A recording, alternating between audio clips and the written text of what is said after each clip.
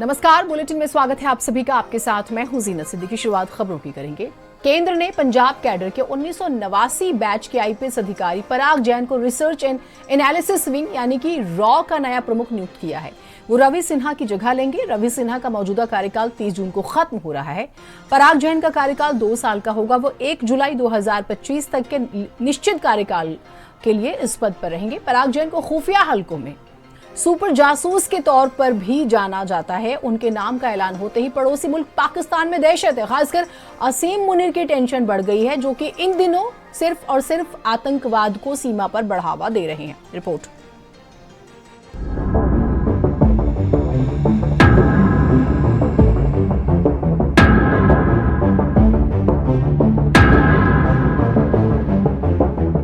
भारत की बाहरी खुफिया agency research and analysis wing यानी रॉ को अब एक ऐसा नेतृत्व मिला है जो न केवल जमीनी हकीकत से वाकिफ है, बल्कि अंतर्राष्ट्रीय मंचों पर भी भारत की आवाज को मजबूती से रख चुका है।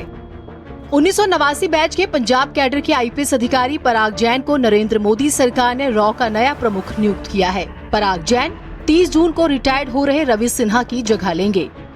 पराग जैन मानव खुफिया को तकनीकी खुफिया के साथ प्रभावी ढंग से संयोजित करने के लिए जाने जाते हैं। पराग के नाम कई बड़े खुफिया ऑपरेशन दर्ज हैं, जिसमें बालाकोट और ऑपरेशन सिंदूर के नाम भी शामिल है। आपको ये भी जानकारी दें कि केंद्र ने पराग जैन का नाम बहुत सोच समझकर चुना है। पराग जैन का करियर एक सधे हुए खुफिया अधिकारी की मिसाल है। उन्होंने अपने करियर की शुरुआत पंजाब में उस दौर में की जब राज्य आतंकवाद की चपेट में था।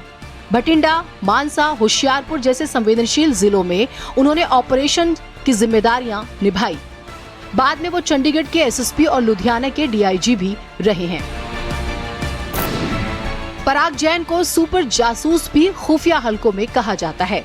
पराग चंडीगढ़ के एसएसपी और लुधियाना के डीआईजी रह चुके हैं। उन्होंने रॉ में पाकिस्तान डेस्क संभाला है। अनुच्छेद 370 हटाए जाने, ऑपरेशन बालाकोट के दौरान जम्मू कश्मीर में भी काम किया। पराग जैन ने कनाडा, श्रीलंका में भारतीय प्रतिनिधि के तौर पर काम किया।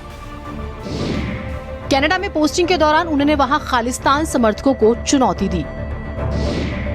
ऑपरेशन सिंदूर के दौरान पाकिस्तानी सशस्त्र बलों, आतंकी शिविरों के ठिकानों के बारे में खुफिया जानकारी जुटाई। अनुच्छेद 370 के निरस्तीकरण और बालाकोट एयर स्ट्राइक में भी बड़ी जिम्मेदारी निभाई। पराग जैन को खुफिया हलकों में सुपर जासूस के तौर पर जाना जाता है। पराग जैन का करियर एक सधे हुए खुफिया अधिकारी की मिसाल है। पराग जैन को खुफिया दुनिया में काम करने का लंबा अनुभव है।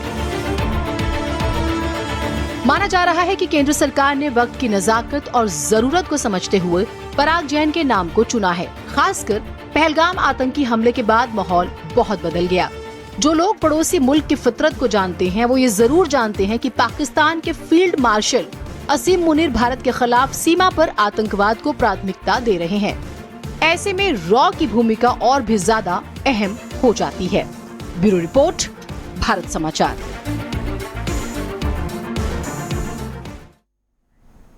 और देश में इस समय हर जगह